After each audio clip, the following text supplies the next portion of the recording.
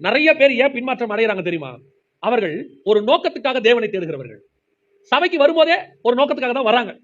நான் சொல்லுவேன், சபைக்கு வரும்போது வியாதியா இருக்கு சுகமாகணும்னு வரோம், அது வேற.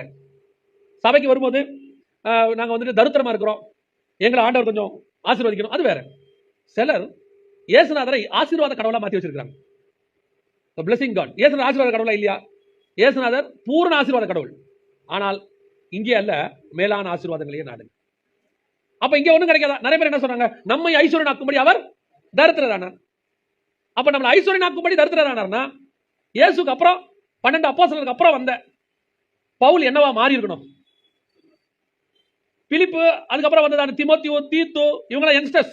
இவங்களாம் வரும்போது பவுல்கிட்ட என்ன கேட்டுக்கணும்? பவுலே, இப்படி எழுதியிருக்கிறீரு, நம்ம ஐஸ்வர்யனாக்கும்படி தரித்திரரானார், ஒண்ணு வேணாயா, ஒரு ஆளுக்கு 2 போட்டை வாங்கி கொடுங்க, பழச்சுக்கிறோம், சொல்லிக்கலாமா சொல்லக்கூடாதா?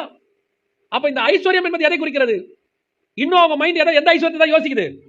இந்த கீழான ஐஸ்வர்யத்தை. இதைத்தான் உலகத்தாரும் யோசிக்கிறான், இதைத்தான் உலக பணக்காரர்கள் எல்லாம் யோசிக்கிறாங்க, அதைத்தான் நீங்களும் யோசிக்கிறீங்க.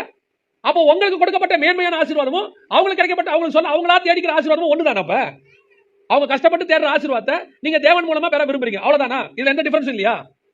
அவங்க என்ன கஷ்டப்பட்டு ராப்பகலா உழைச்சி கஷ்டப்பட்டு தேடினாலும் அவர்களுக்கு கிடைக்காத பிதாவின் வலது பாரசத்தில் இருக்கிற ஆசீர்வாதம் ஒன்று இருக்கு.